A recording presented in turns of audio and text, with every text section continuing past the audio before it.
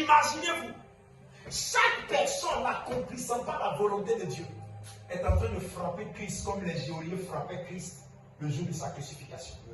Le Dieu que nous avons accepté est réel et vrai. Ses réalisations dans notre vie sont conditionnées par les principes qu'il nous présente. On veut tout, il va nous donner. On veut la grâce, il va nous donner. On veut le bonheur, il va nous donner. On veut le miracle, il va nous donner.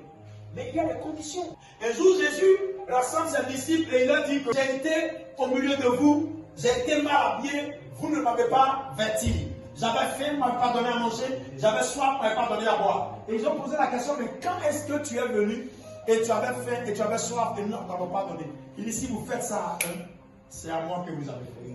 Si votre intérêt dans l'église, c'est que vous soyez bien, sans que vous soyez utile à ce Dieu-là, c'est comme si vous contribuez à l'échec du plan de Dieu. Parce que votre utilité doit paraître. Vous n'êtes pas chrétien assis ici parce que Dieu a préféré vous que les autres.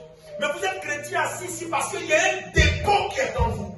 Et ce dépôt doit se réveiller. Vous devez savoir que vous n'êtes pas de la race des personnes qui étaient malades pour être sauvées. Mais vous êtes de la race des personnes qui étaient assis au bord du lac à qui Jésus a dit, suis-moi.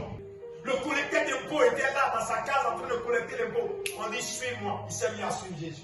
Nathanaël est venu, il dit, voici un homme en qui il n'y a aucune fraude. Et Nathanaël a cru. Il dit, parce que tu as cru, tu verras compte. Nathanaël s'est mis à suivre Jésus-Christ. Pierre a suivi. Les frères et fils de Zébédée ont suivi Jésus.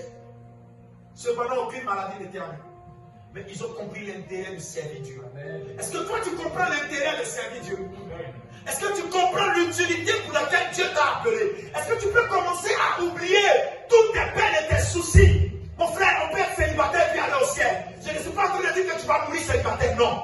Mais si il arrive que Dieu ne t'en donne pas, bénis le Seigneur et continue à le servir jusqu'à ce qu'il se souvienne de toi. Il va le faire. Amen.